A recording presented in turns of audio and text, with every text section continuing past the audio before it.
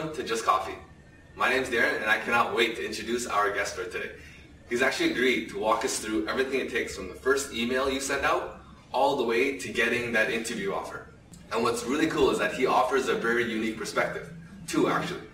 He's a professor at one of Canada's most recognized universities. He's also a chief investment officer and founder of his own private equity firm. So, without further ado, I would like to introduce Steve Balaban.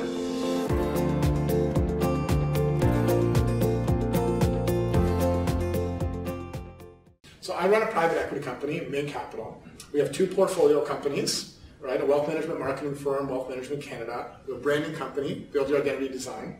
We do tons of consulting, mostly to family offices. I teach at two universities, at Laurier and Waterloo. I'm on 3 CFA committees, and I do speeches probably at least once a month. So the first question I want to ask you is, how do you think students should reach out to somebody like yourself, and what advice would you have for them?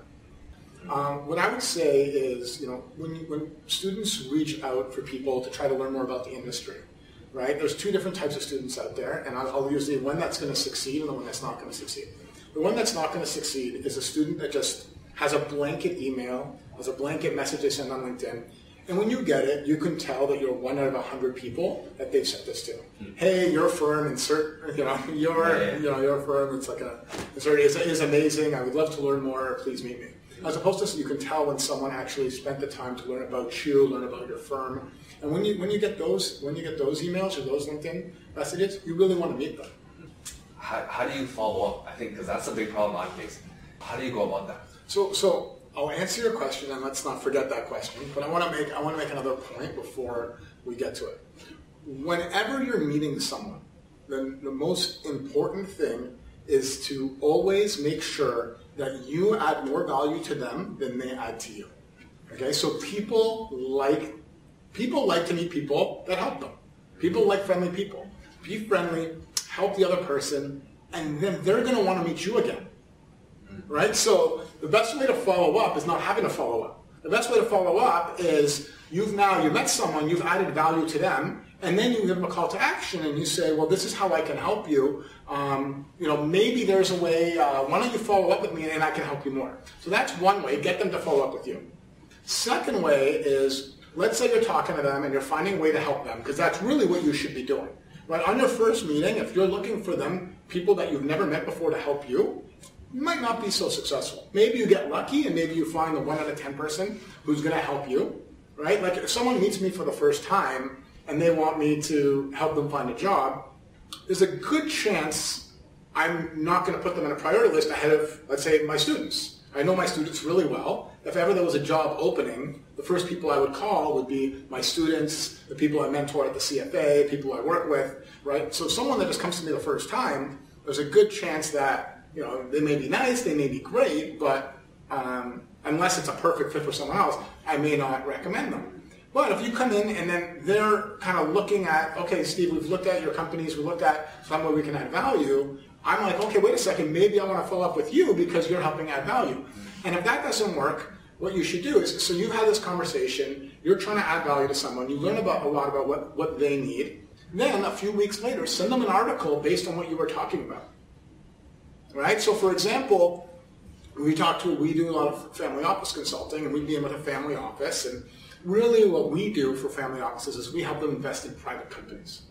But they always have other issues, right? Or other demands. So one of the family offices needed to talk about tax considerations. Okay, so we talked a little bit about that. And then a few weeks later, when I knew I haven't heard from them in a while, okay, we sent them an article. Hey, I don't know if you saw this. There was this article on tax planning for family offices.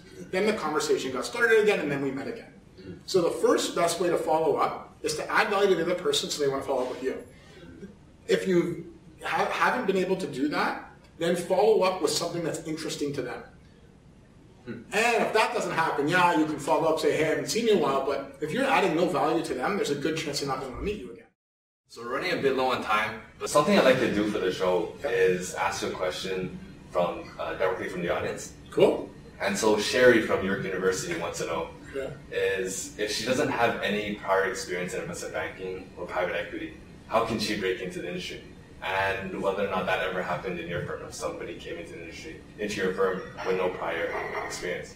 For Sherry from York University, and for everybody else that doesn't have investment banking or private equity experience, you don't have to have it. And really, the way that you're going to get into any industry, whether it's private equity, investment banking, or any other part of finance or other industry, is by hustling, by getting out there, by getting to know people, right? So what I would recommend is go to conferences. There's a lot of conferences where there are private equity firms, private equity professionals, conferences where there's bankers out there, conferences where there's senior people in finance that you could meet.